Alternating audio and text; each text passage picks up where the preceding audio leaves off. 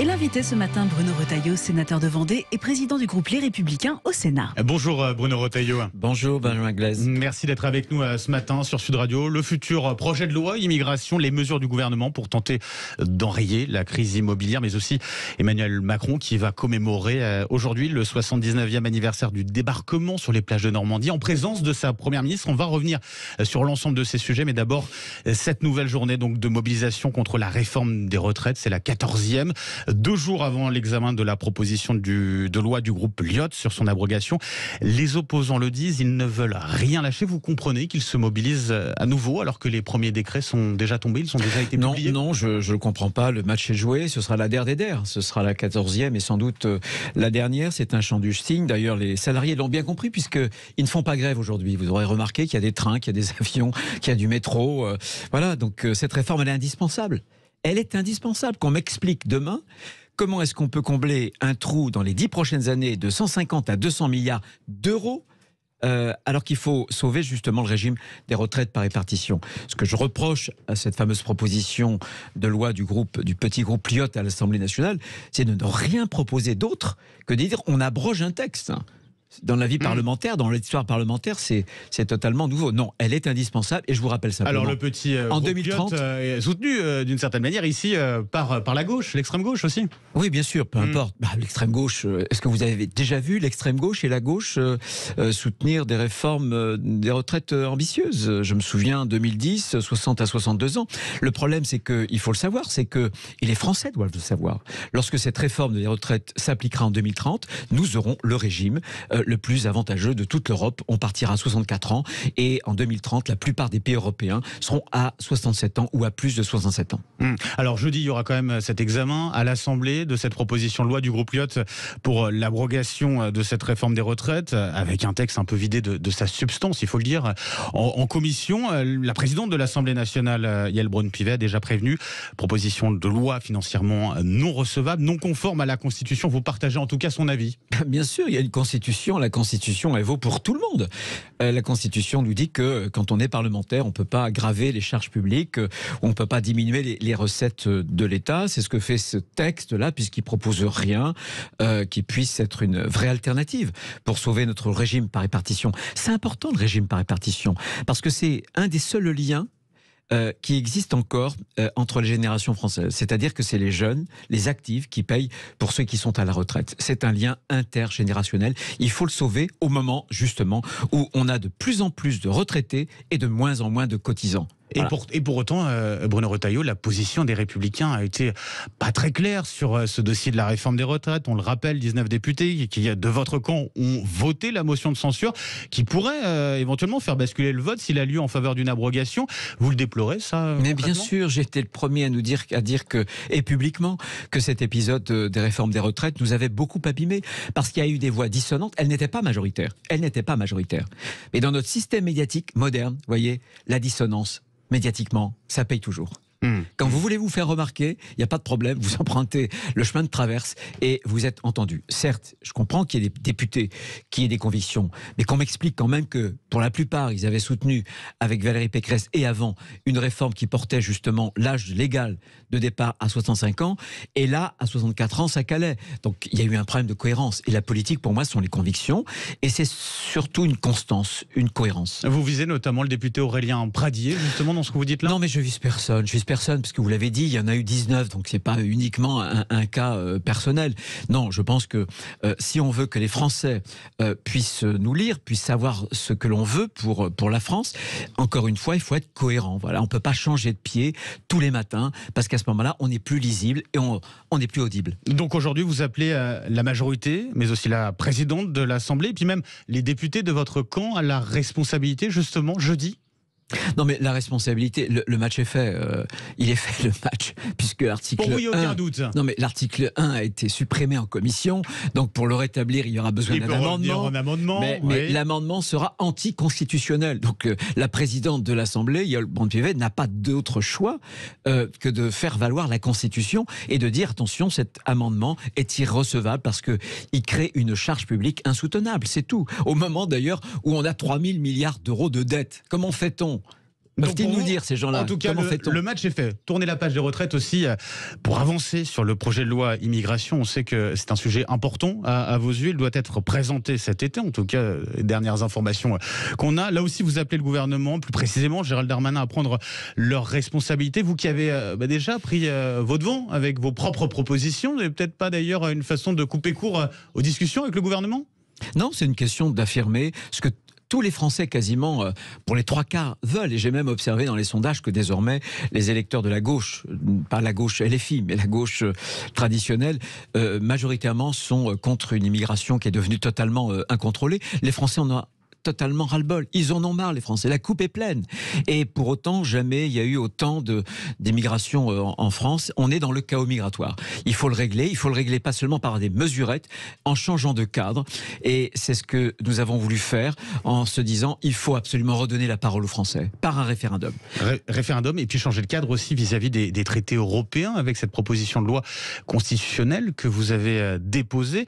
Darmanin n'y est pas favorable. A priori, il parle ici de Frexit migratoire. Sur cette mesure, en tout cas, vous ne bougerez pas, c'est à prendre ou à laisser? C'est pas à prendre ou à laisser, c'est une mesure. Moi, je considère qu'en 21 ans, on a eu 21 textes de loi. Ces 21 textes de loi ont-ils bougé quelque chose? Non, ils n'ont rien bougé. Parce que le cadre a changé. J'ai parlé d'une révolution juridique silencieuse. Qu'est-ce qui s'est passé? Mais les Français le sentent.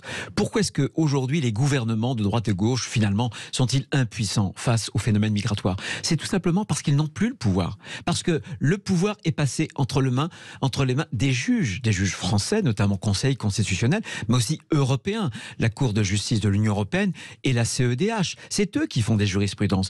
Alors moi, je reconnais que, évidemment, on a besoin de Cour suprême.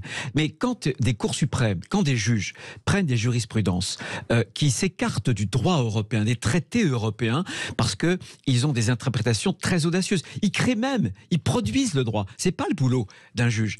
Quand un juge produit le droit, ça veut dire qu'on tombe dans le gouvernement des juges. C'est pour ça que nous, on veut redonner la parole aux Français, notamment par référendum. Tant qu'il n'y aura pas de référendum, on laissera, si j'ose dire, aux plus démagogues, ce sujet-là, qui est un thème sérieux, qu'il faut traiter. Et surtout, quand il y a un référendum, il s'impose au Conseil constitutionnel. Ces décisions s'imposent. Sur la plupart de ces propositions, le RN vous accuse de faire du copier-coller de ce qu'ils ont déjà proposé. Qu'est-ce que vous leur répondez? Ils ont eu pratiquement la même réaction, finalement, aussi rapide, aussi indignée que Renaissance, que En Marche. Parce qu'ils sont souvent dans l'à peu près. Ils sont dans l'incantation.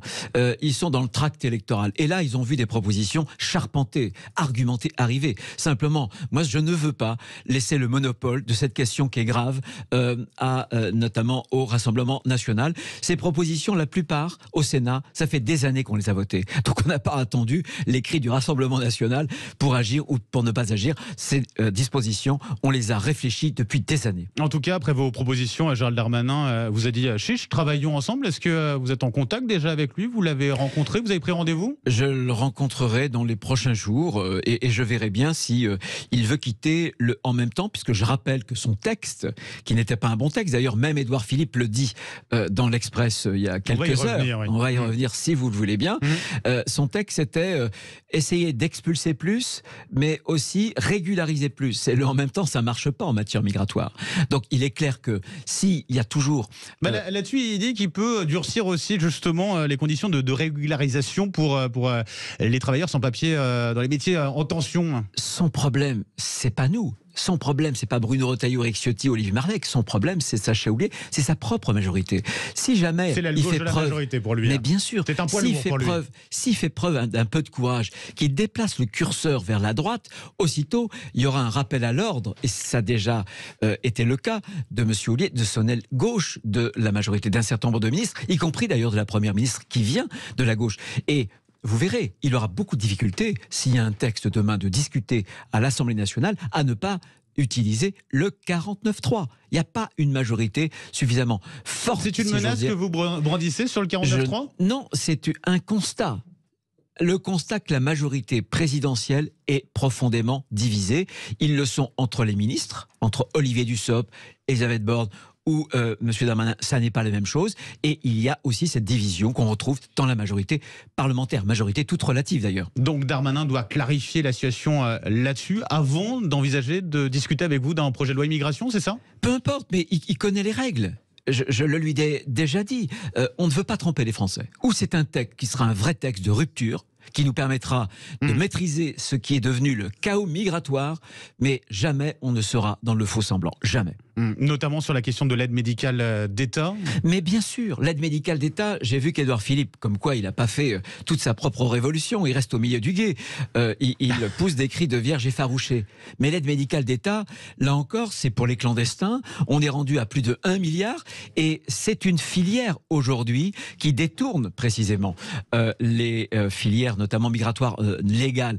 Il y a des rapports, notamment un rapport de l'Inspection Générale des Affaires Sociales, qui montre que précisément sur 2 thèmes, les greffes, c'est important les greffes, et sur la dialyse, eh bien on a justement une porte ouverte vers le dévoiement de ce dispositif médical. Donc il faut la réformer évidemment. Sur les propos justement d'Édouard Philippe, ancien Premier ministre, dans l'Express, propose notamment de renégocier l'accord avec l'Algérie, plutôt avantageux sur les questions migratoires.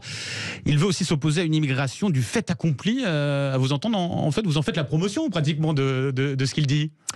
Donc j'ai dit qu'il était au milieu du gué. Je lui accorde quelques bons points. L'accord de 68 avec l'Algérie, d'ailleurs avec Éric Ciotti et puis Olivier Marleix, on l'a dénoncé, nous proposerons une résolution pour inciter le gouvernement à rompre cet accord.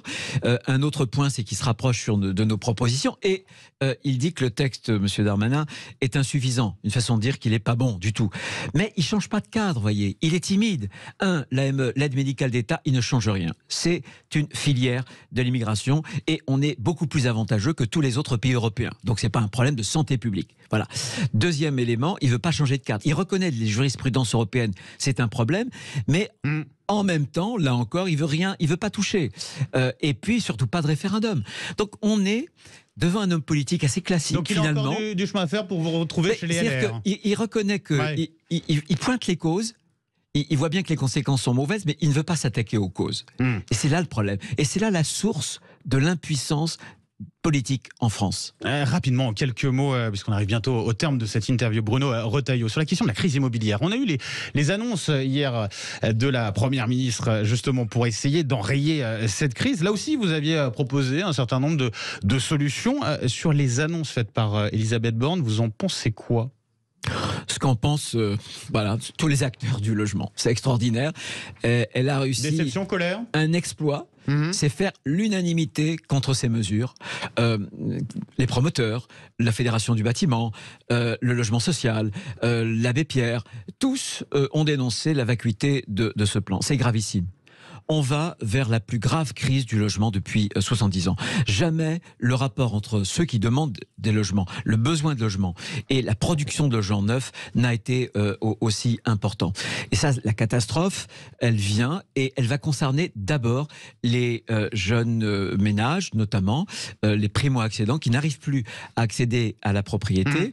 Et du coup, on avantage, on désavantage les logements neufs. On ne veut plus, par exemple, il y a quelque chose qui est pour moi extrêmement significatif, c'est que il y avait le PTZ, le prêt à taux zéro. Eh bien, on ne pourra plus l'avoir pour une maison neuve. Ça veut dire que c'est la classe moyenne. L'accession à la propriété, c'est aussi par cet intermédiaire-là que la classe moyenne se définit. Eh bien, on va précisément une fois de plus, taper dessus. Il y a trop de normes en France, on en crée, le ZAN, le diagnostic performance énergétique, on en crée tous les jours. Il y a des coûts, c'est simple, avec ces normes, un professionnel du bâtiment me disait qu'on avait un surcoût en France de 15 à 20% de plus par rapport à ce qui se faisait ailleurs en Europe. Et puis il y a des taux qui s'envolent. Donc c'est catastrophique et on n'a rien. Parce que je pense que fondamentalement, le gouvernement a une vision qui est une vision anti-classe moyenne, avec une France pavillonnaire qu'il voudrait, si j'ose dire, non pas détruire, mais désavantager. Qu'il oublie peut-être, en tout cas, à vous entendre. En 30 secondes, rapidement, Bruno Retailleau, Emmanuel Macron, donc pour le 79e anniversaire du débarquement en Normandie, qui sera en présence de sa première ministre, Elisabeth Borne, qui avait été élue du Calvados. C'est le retour d'une lune de miel entre les deux ? Non, l'avenir le dira, mais de toute façon, sa première ministre, il l'a choisie pour être une simple collaboratrice. sans une existence politique qui lui fasse de l'ombre. Donc, avec Elisabeth Borne, il a une collaboratrice qui est loyale. Je ne sais pas quand il la changera, mais c'est pas une affaire de casting, c'est une affaire de politique. Il faut sortir de le en même temps. Le en même temps paralyse et bloque la France. Merci beaucoup Bruno Retailleau, sénateur de Vendée, président du groupe LR au Sénat. Merci d'avoir été avec nous ce matin. Merci. Sur Sud Radio. Bonne journée à vous. Sud Radio, 8h34.